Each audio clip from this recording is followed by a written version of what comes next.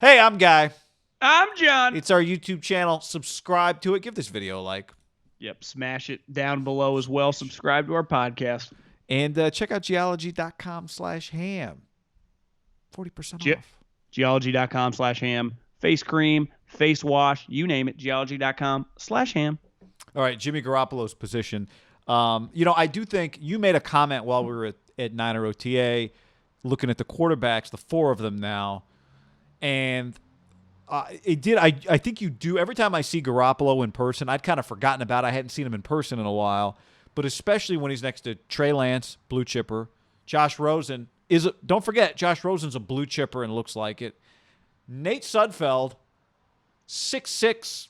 I don't have the right 225 minimum. He's big. 230. He's big. He looks like Carson Palmer, humongous.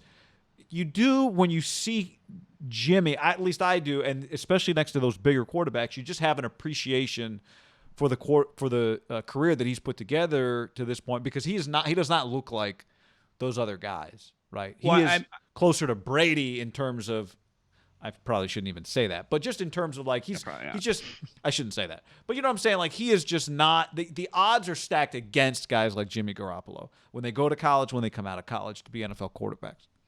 I would probably do the comp. Now, this comp's probably bad, too, to Derek. I mean, Derek's brother was the number one overall pick. It's just got to be a little more random. Maybe like a Baker Mayfield. But even Baker played at Oklahoma. This guy played at a small school. And I mentioned it to you out there. I mentioned it to Marcus Thompson. People shit on him. And listen, I can, too, as a player. But to be that small, I mean, relative to his position, and come from a small school and be this good is kind of a testament. Like, he is talented. You know, he's bringing something to the table here. Because, like, Josh Rosen can't hold Jimmy Garoppolo's chalk. And Josh Rosen was drafted 10 about 3 years ago, right? You couldn't hold Jimmy. If you played a game, it wouldn't even look the same.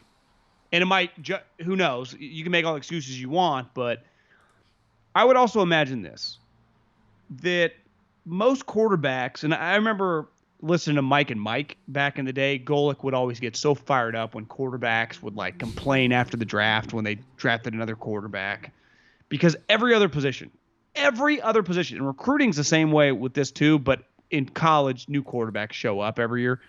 You could have the same quarterback room in the NFL for several years, right? The only reason the backup may change after like 3 or 4 is because that backup gets a little more money somewhere else, and it's just, we just draft a 7th rounder for cheapness. But most quarterbacks, I don't want to say you get put on scholarship because you earn that, right? Like Mahomes isn't on scholarship. He's earned being a star, or Brady, or even Lamar, or Russell, or whoever. But they never have to worry. Like George Kittle, if you told me within next year, they don't trade their 2nd rounder for Julio, and the dude they draft in the 2nd round is a tight end, like that's believable, right? With the 50th pick, the Niners take a tight end from Oregon. You'd be like, that is 100% on the table. And George would be like, oh, we got another tight end. You don't even, it's just part of the deal. The Niners, they take Debo. He has an incredible stretch in the playoffs, has like, I think 7 or 8 catches in the Super Bowl. Boom, 1st round wide receiver. And it's just part of the deal. Where with quarterback, the moment that guy comes, now this is a unique scenario, but it's a pressure like, whoa, with an incumbent, right? And Jimmy was an incumbent, and you feel it like, I just felt it out there. You know, they're like, God. And Jimmy's game, like, is always, he's not like a slow plotter. Like, he's pretty urgent when you see him at practice. Like, he's kind of short and quick. You know, just the way his movements. I felt like, I told Marcus this, probably mentions you, like this, every practice right now during the offseason has to feel like a big deal to him, right? He's got this guy, because a lot of drills are, you know, for the beginning of practice to just be efficient. When you have a bunch of quarterbacks, you have multiple quarterbacks throwing to, one guy throws to the left, one guy throws to the right.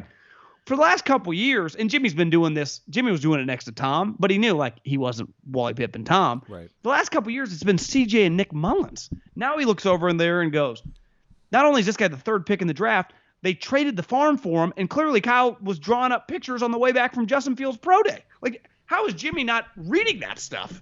Like, that's got to be, which is good. I mean, we're all human. Like, maybe he's just numb to it being in the league for a while, but I'd be hard-pressed to not see him just feel like an immense amount of pressure you could argue more pressure than he's ever had. Maybe that first year when they gave him a bunch of money felt like a lot. But this is different. It's different. That's a different type of pressure. That is, all right, here's the pressure, go lead the team. There was no question about who, and he had just come off a really good stretch at the end of the year after they traded for him, right? So he had some momentum. He probably felt light on his feet. People have been blowing him for like a couple years around the league. Everyone been trying to get him. Yeah, look, right? He got to the Niners and it went great immediately. Yes, there was pressure that came with the contract, but it went really well right away. This is different. This is, obviously everyone's always trying to, quote unquote, take your job. But back to what you said about the positional differences, when you're a quarterback, the other guys don't really get the opportunity to do it if you're the established starter, right? Josh Rosen comes in. There's no Kyle Shanahan's not sitting there doing the practice plan trying to figure out how can we get a good look at Rosen so we can determine if he's better than Jimmy. There's none of that, right? This whole thing right now is just about waiting until Trey Lance is good enough to compete for the job with Jimmy Garoppolo. And right now on June 2nd and in July and in August and in September maybe still and on and on and on and on, there's a period of time where Jimmy Garoppolo has the advantage on Trey Lance because he's played in the NFL and he's played for this coaching staff with this offense. He knows Mike McDaniel. He knows Kyle Shanahan. He knows George Kittle. Like, he has an advantage. The question is, at some point, does Trey Lance do enough just to chip away and negate some of the advantage that Garoppolo has? And that's it might be a good pressure for Jimmy. Like, now this is all about how does he process it. But even if he doesn't read a single thing, listen to a single thing about Kyle Shanahan drawing up plays on the way back from Justin Fields' pro day, he knows that he walks in and the third overall pick is on his team and happens to play his position. So it's impossible to ignore. Impossible to ignore. But again, like right now, he's ahead. He's just ahead of the game. He's just, how is he not? Yeah. But that stuff can change fast. But like you mentioned earlier with Trey, a lot of his is going to be like how he looks during game action. Because I watched him today just thinking like, look pretty good out there. Yeah, but that's a lot of it with Jimmy too. Like a lot of Jimmy is, because I thought I had that thought watching today. If I didn't know anything, would I think that Garoppolo's clearly better than Josh Rosen? No. Yeah, it's if you went out really there never having seen the team or not knowing any names, it would be hard to tell.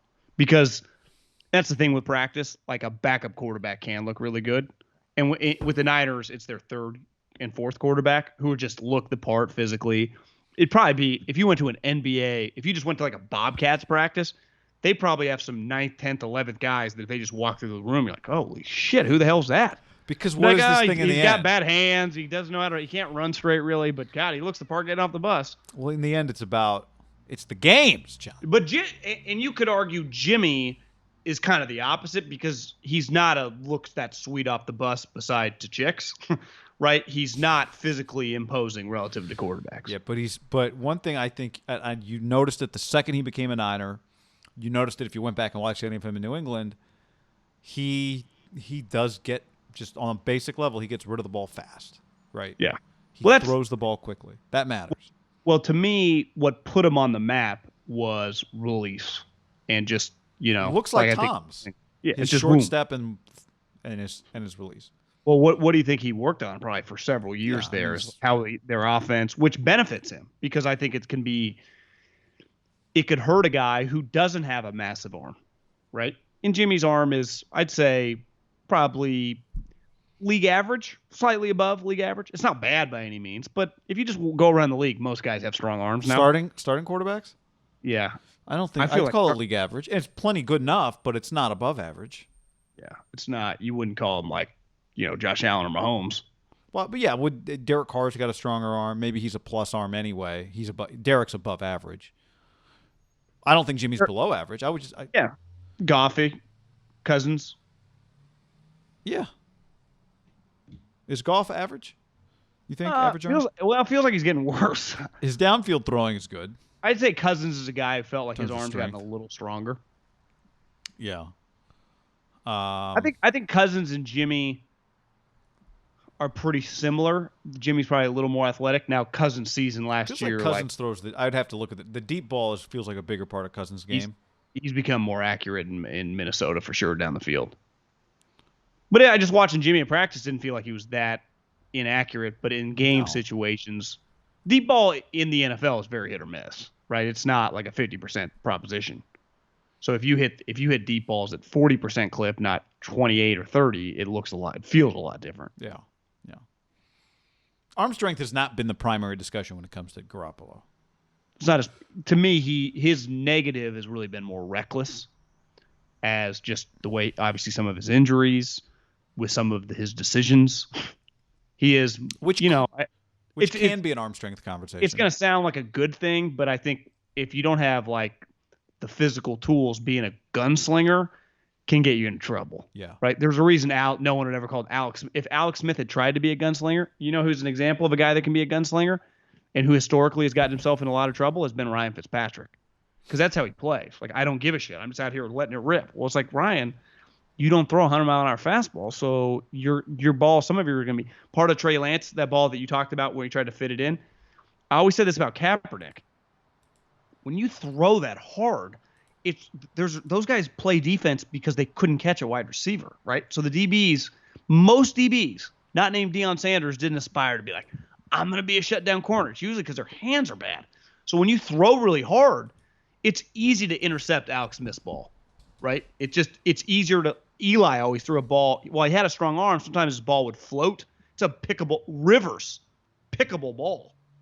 See, to me, you got to be careful when you don't have a huge hose, and that's where Jimmy throws a lot of pickable balls and is just throwing some picks, right?